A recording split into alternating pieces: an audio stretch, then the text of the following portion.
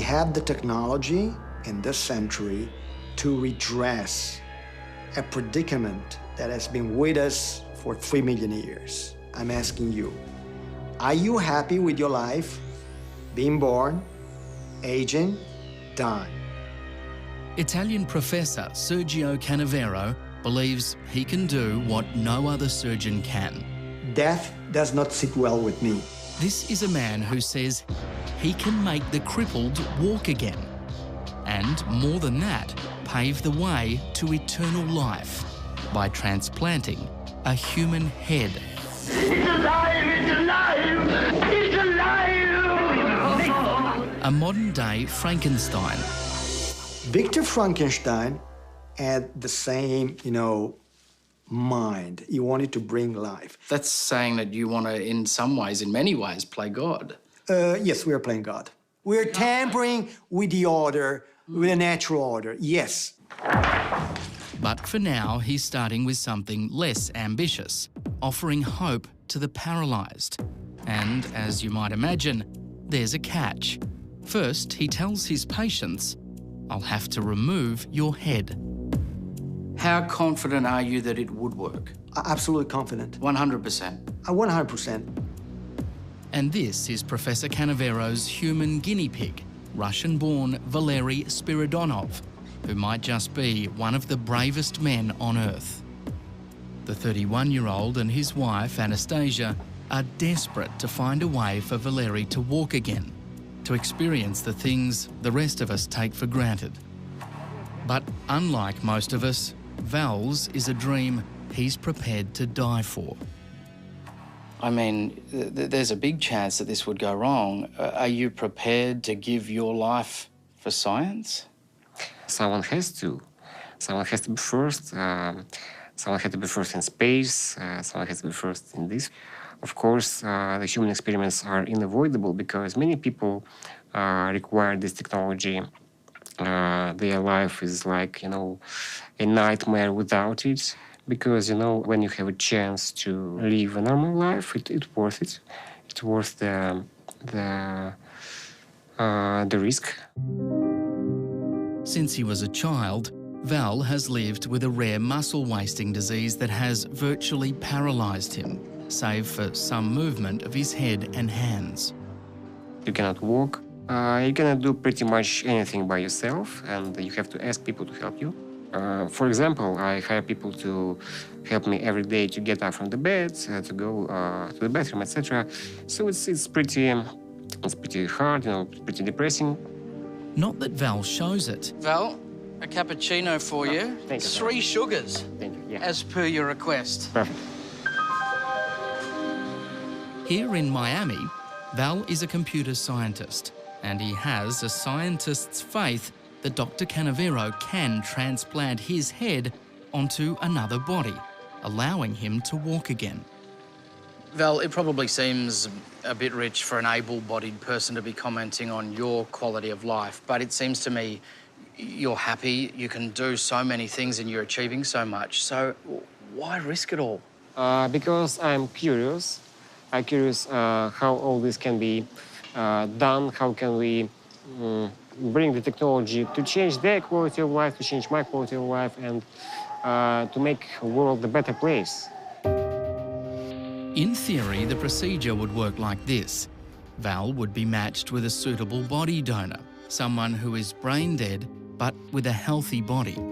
Val's head will be surgically removed and attached to the new body, his spinal cord fused to the donor's. Electricity would then be used to stimulate the new nerve connections. How confident are you that within your lifetime you'll take your first steps in a new body? I'm pretty sure about this because I plan to have a long life. You'll be cooled to 10 degrees. You'll be voluntarily decapitated. You'll have surgery for 80 hours. Then you'll go into a 3-month coma. Are you terrified? No, I am interested.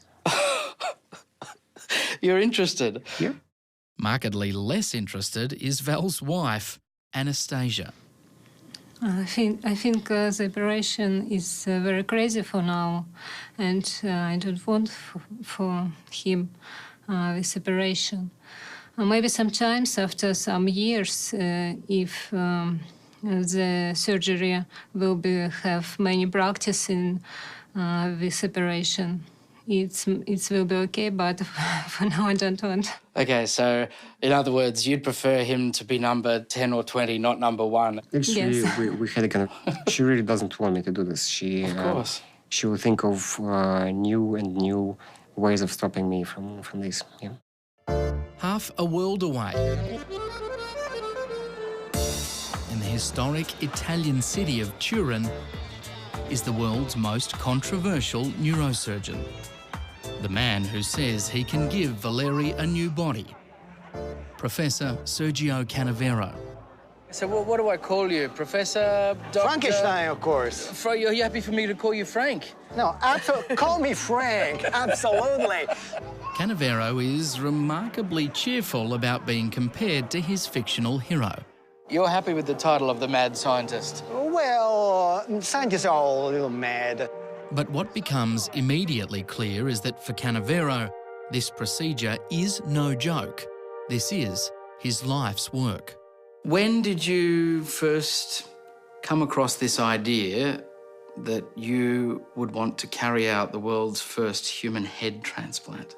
Well, actually, I was 16 years old. One day, I just came across this clipping from newspaper about this a neurosurgeon who carried out a full head transplant on a monkey. And I was like blown away. I said, it's fantastic. What did he do? While transplanting an entire human head may seem far-fetched, the same was once true of hand and heart transplants, which are now routinely carried out around the world. And just a few years ago, one of the biggest medical breakthroughs of all time, a human face transplant.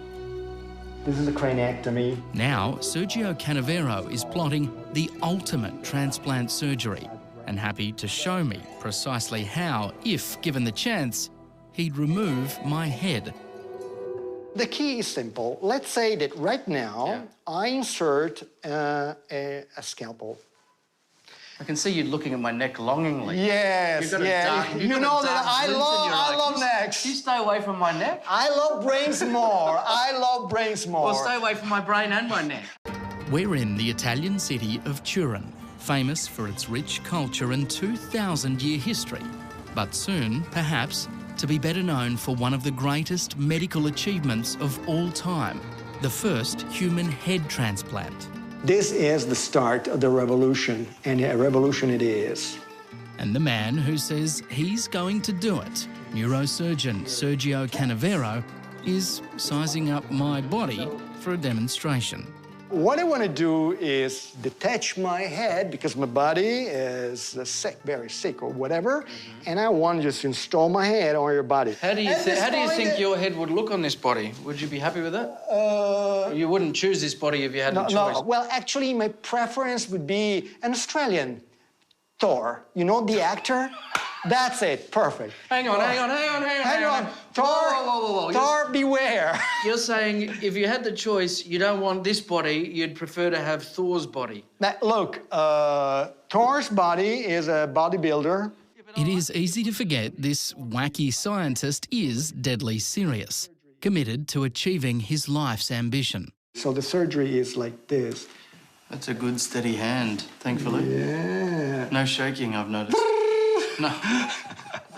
So we're going here, and of course, it's here. Something unnerving about this, so to speak. Don't move here. How long, once you've taken my head off, Now, how long till it has to go on the new body? How much time we got? How long does it take for the transference? Easy. Now, imagine your head. Count. 1, 2, 3, 4. Stop. The head is now placed on the body. At that point, you start all the reconnection procedure. When Canavero performs the procedure, he'll be joined by a team of up to 30 doctors. Once the donor has been declared brain dead, the recipient is prepped for the operation. The surgeons swing into action. The surgery takes place in a huge operating suite with the two gurneys aligned very close to each other. Going in now at C5. And two teams, two surgical crews working in unison. The head will be transected layer by layer. Okay, open up a little bit more. And they will spare the voice box. That point you use a sophisticated blade, so you cut through both cords. Once they are detached, you transfer one head on the body. Okay, so you behead one patient, in the case you, and my head is transferred over on your body. Then comes the most critical moment of all, fusing the two spinal cords. That has always been the stumbling block. But the professor says he has the answer, and to be honest, it is shocking in its simplicity. He will use a chemical known as polyethylene glycol, or PEG. It is something that is routinely found in things like sunscreens, perfumes, and even printers. Canavero says it has the incredible ability to repair and fuse delicate cell membranes, allowing the patient's head to control the new body. But is there any evidence that it works? Canavero says this dog in China is all the proof anyone should need. The animal was paralysed with a severed spinal cord, but treated immediately with Canavero's PEG technique. The dog is paralyzed for 3 days. Paralyzed. Within weeks, ends with dogs walking again. And after 2 months, running. It's certainly enough proof for Canavero's first volunteer, Val Spiridonov.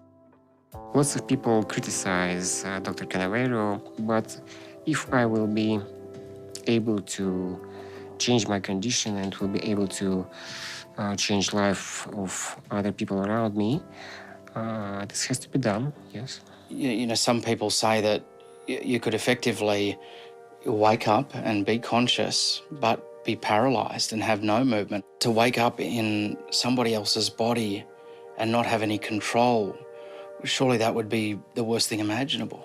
I prefer not to think about. I would prefer not to think about it too. Yes, so I prefer to think of something good, because when you concentrate on the negative sides, you can be trapped in losing your passion to do this.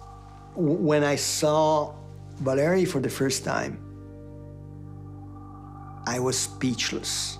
I didn't know what to say, but I was pissed because I looked at him and said, hey, this is a guy we could really help, and we're letting down.